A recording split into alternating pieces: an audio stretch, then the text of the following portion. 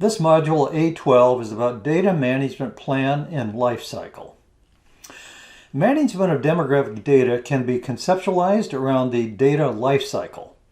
All steps of the research process begin with the acquisition or collection of data.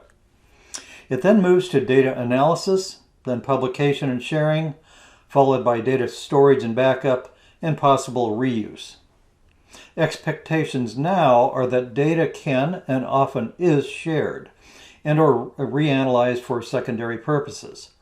This process now requires that data be properly labeled, cataloged, and archived.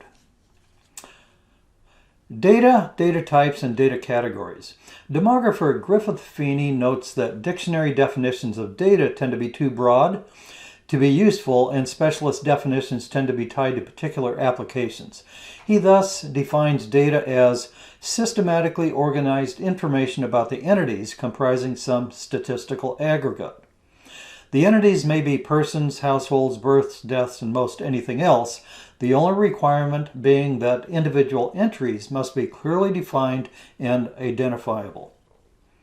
His reference to systematically organized means 4 specific things. These include record. Each entity in the aggregate must have a record containing information about it in the form of values of variables. For example, sex is a variable with values of either male or female. Encoding.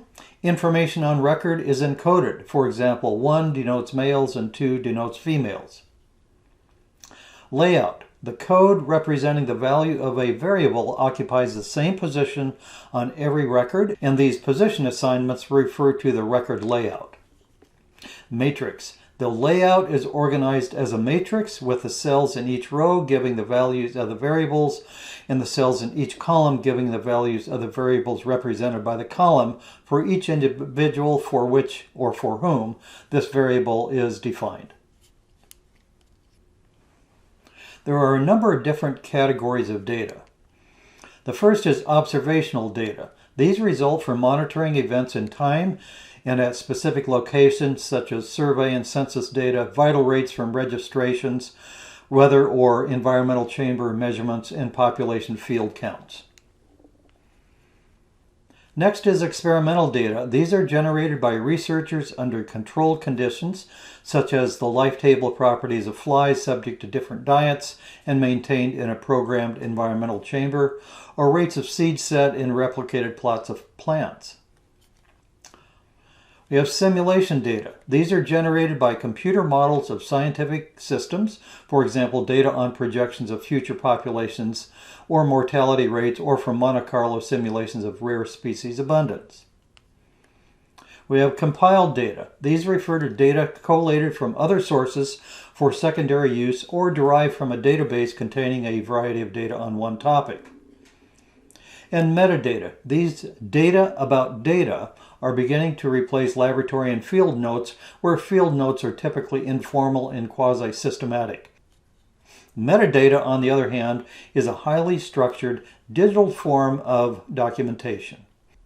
An example of metadata is given as seen here.